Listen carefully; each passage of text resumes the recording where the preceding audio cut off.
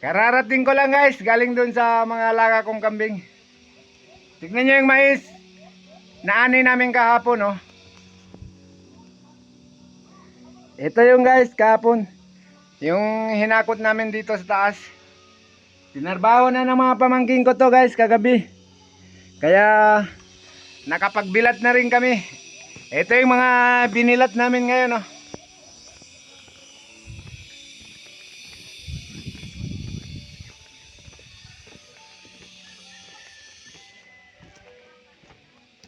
Ayan guys, nakapagbilat na kami.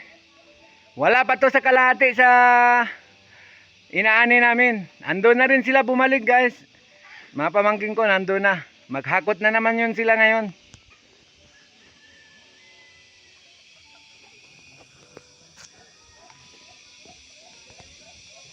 Hindi na ako sumama sa kanila guys.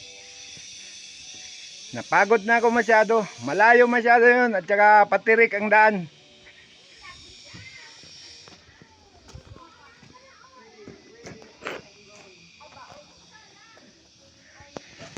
Ito ang itarbaho ko ngayon guys.